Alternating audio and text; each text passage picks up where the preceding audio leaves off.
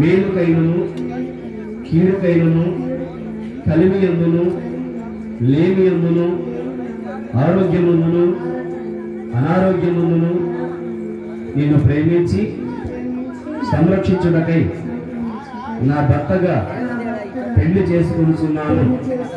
ఈ చొప్పున జరిగింపునని పెద్దల ఎదుట సంఘం ఎదుట దేవుని ఎదుట ప్రమాణం చేయుచున్నాను. ఏం చేసావన్నా? Right right.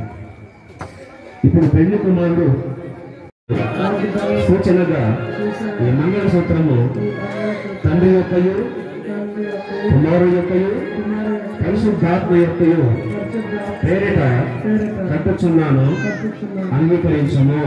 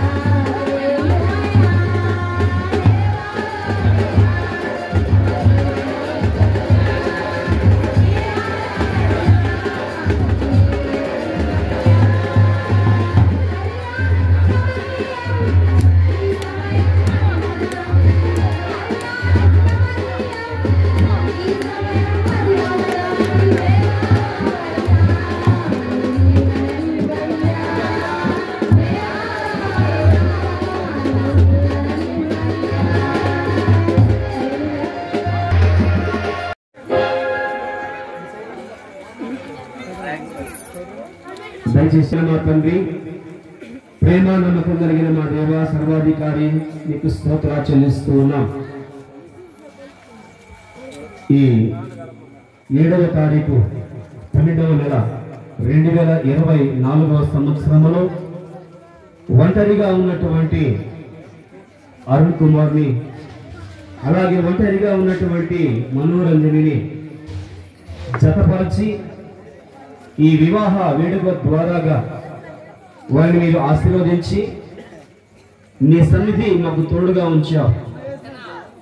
నీ సమక్షములో సేవకుని యొక్క ఆధీనములో సంఘ పెద్దలు, గ్రామ పెద్దలు, అభిమానులు, బంధువులందరి మధ్యలో ఈ కార్యక్రమాన్ని జరిగించడానికి ఇంతవరకు మీరు కృప చూపించినందుకు నీకు స్తోత్రాలు చెల్లిస్తూ ఉన్నా.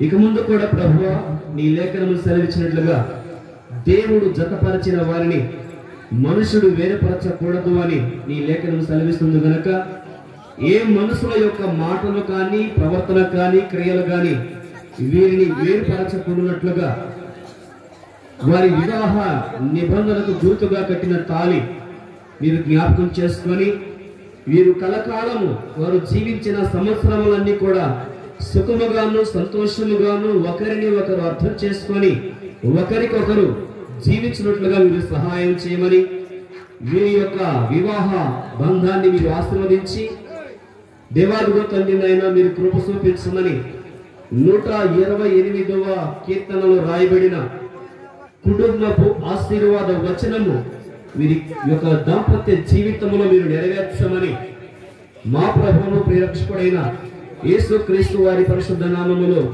అడిగి వేడుకొని పొందుకొని ఉన్నాము తండ్రి. ఆమేన్, ఆమేన్, ఆమేన్. తండ్రి యొక్కయు కుమారుని యొక్కయు పరిశుద్ధాత్మ నామములో